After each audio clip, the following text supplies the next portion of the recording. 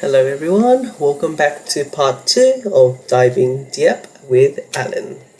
So today's episode we are going to be talking about our parents. So we all know the role they play in terms of taking care of us and helping us grow and nurturing us through the years from when we are infant, toddler, child, adolescence and all the way up to adulthood. Our parents are very important people, regardless of our relationship with them. They do play an important role in our growth, our development, whether it will be gross and fine motor when we were younger, all the way to up to how we perceive the world and how compassionate we are and how our personalities and our traits they really influence us on how we come to be ourselves.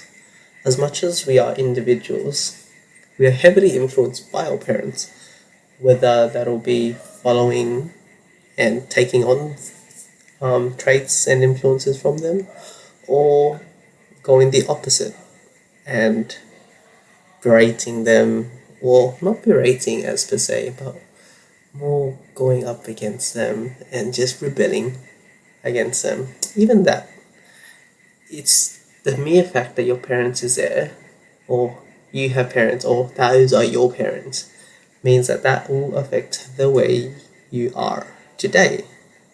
And so today we're going to just dive a bit deeper into this unique relationship that we share with those two individuals, and they are our parents. So thinking back to the time when I was younger, maybe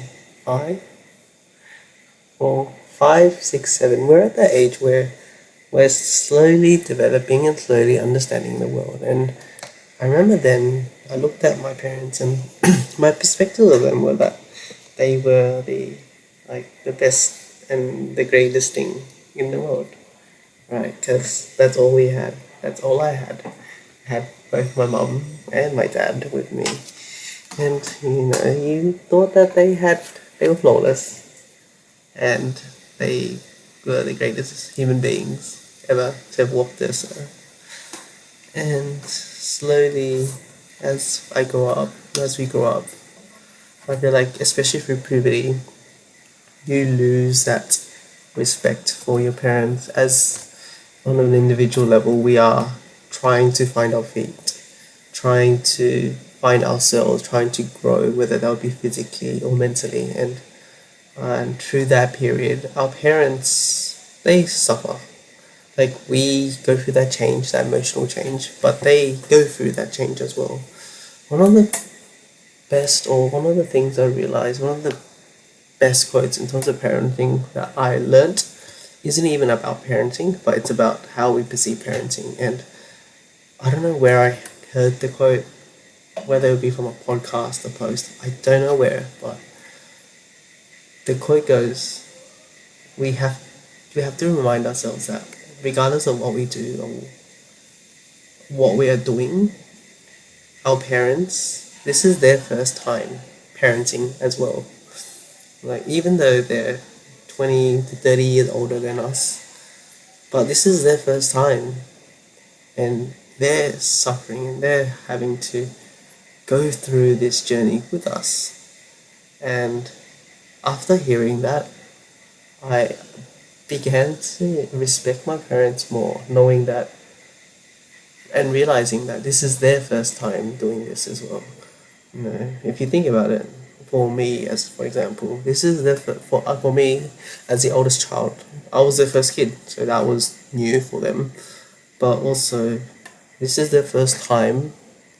Let's say right now, raising a 24-year-old in 2023, in the era of technology, in the era of rising house prices, climate change, in the era of difficult living conditions, difficult especially with standard of living, job security, we have resource scarcity. Like, this is their first time raising a 20-year-old. And I realized that even with my brother, even though we have a 6-year gap, this is their first time raising a second child, even if they did raise a first child. But there are differences between the first and the second child, and in that there are difficulties within each child and how you parent and how you teach each child. So I think that's was one of my biggest um, perspective changes when it came to parenting. Um, it's really difficult to put towards how I see parenting because I've only been on the receiving end and not giving out that love, that warmth. I'm curious like how I would be when when I become a parent, and how do I try to show and share my warmth, because we're all different, our context is different.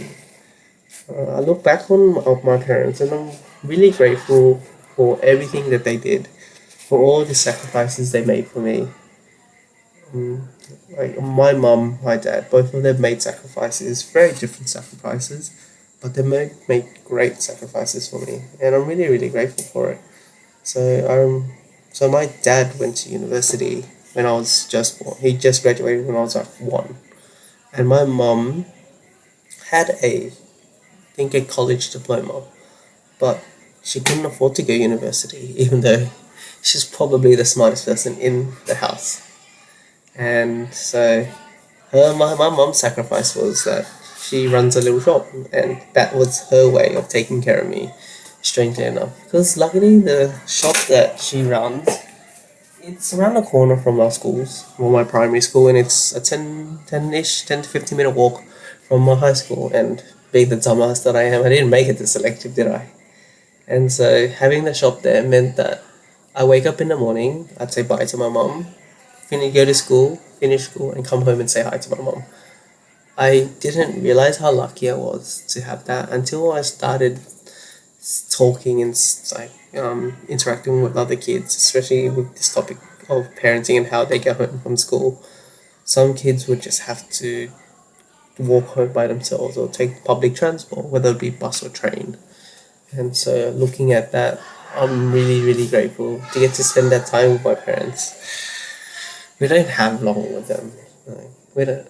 I remember seeing a podcast. I think it was, and one of the um, podcasts mainstays was like they were counting down the days that they would have with their parents. So the guys are like in their late 20s and they don't live with their parents because they work in London, but their parents live out in the suburbs in England. And they were counting down the days of how many times they have left, or how many like hours, or like how many days they have left to see their parents. In terms of like days, absolute days, they have plenty, they have years. But when you break it down, they only saw their parents, I think, 3 4 times a year. So let's say Christmas Day, Boxing Day, New Year's Day, and maybe a birthday or two. And then they times it up by, I think, 20 25 years.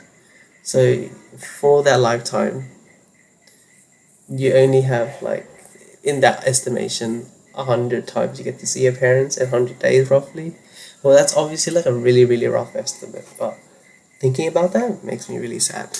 But yeah, in terms of my perspectives of my parents now, I really really respect them, because if we go back and talk about, or moving from how this is their first time raising a child or second time raising a child, but each child is unique.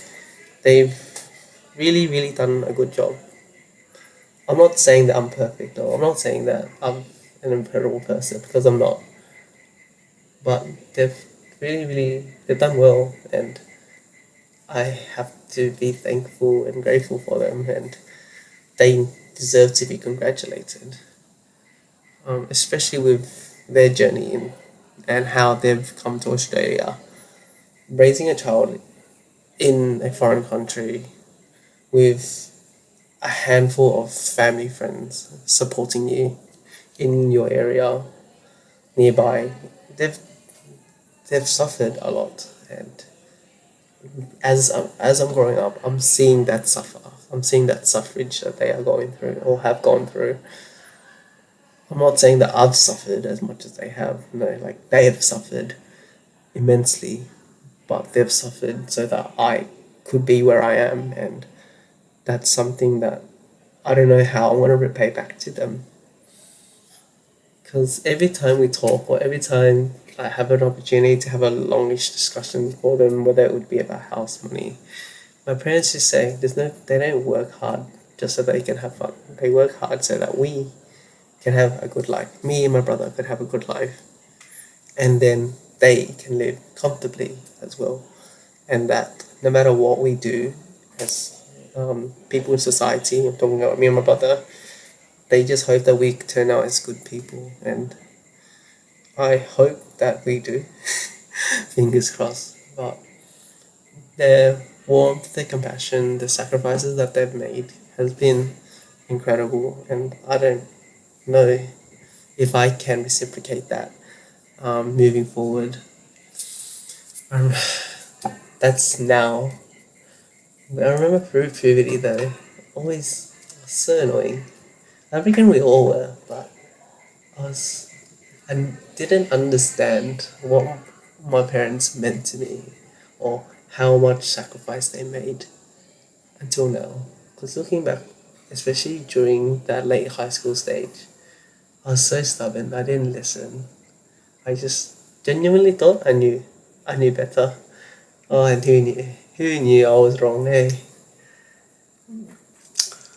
do I sometimes look back with a bit of regret that I didn't listen to them more and taking up on their advice, but that's something I can't really make a comment on anymore because it's the past and it's gone. But hopefully, moving forward, I feel like I should try my best to take care of them better and take care of myself first and foremost, take care of myself and then take care of them better because they've done so much for me. I feel like the moment that the biggest thing that changed my relationship with my parents would probably be the breakup. Because in my head, that breakup did more than just, oh, you just broken up with someone, blah, blah, blah. It's the fact that I felt I was guilty and the fact that I felt that I was wrong. And it was hard to face up that fact to my parents. It's hard to tell them that, oh, this happened, I feel like that. And in my head, I feel like I was the one who made the mistakes and I was a bad person. Whether or not that was true, whether or not I was the bad person in the relationship, like we all make mistakes. I probably made more mistakes than I should have, but that's the situation and that's how it is now. But facing that up and admitting to my parents was really difficult because I felt like I was I was being a disgrace through the relationship, and a breakup is the resultant of those mistakes, and I felt ashamed, and it was difficult to admit because I wanted to keep a straight face, I wanted to keep a strong face after it because I didn't want them to worry, but through that experience, through opening up and confessing that it happened, that it ended, I feel like that helped me trust my parents more, and that experience and that situation enabled me to increase or build that stronger bond that I have with my parents when compared to a time before that. It was, even though I suffered, even though I struggled, even though I cried, but they remained or reassured me that they would always be there and take care of me. And admitting and opening up about that experience really made me realize how important they were to me, on top of what they provide physically, on top of what they have given me. I feel like that was probably the biggest um, moment in terms of my relationship with my parents. Yeah, it's I remember then when that happened, and I broke down in front of my mom, and she started crying. And in my head, I didn't know what to do or say because I felt guilty. I felt guilty not just to them, but myself. I felt guilty because I felt like I brought shame to them, but in actuality, by opening up and telling them what happened, it really, really helped me help them get to know me better. Because especially through that age, through puberty, we tend to lose that from after before adolescence and then through puberty, we really lose our trust with our parents through that puberty stage. And it's really, really important, more looking back now, to build that strong connection with our parents through puberty, maintain it, and then build it afterwards. Because they, as much as we think we are individuals, we are social beings. And in that social beings, we need that support. And especially now, it's really difficult to have those trusting relationships. And family is having a positive relationship with your family will always be beneficial to you, regardless of what you think or what you say. Obviously, I have to take it with a grain of salt because some families, some parents do not have that positive relationship with their child. Some families are dysfunctional, and that's unfortunate for some kids. But I hope that for myself and for my brother, we develop and continue developing that strong connection with our parents because they're amazing people and we owe a lot to them. Um, yeah, so that's my parents. I don't know. When I look at them now, I just respect them. I used to like see them as these perfect idols. Now I see flaws in them.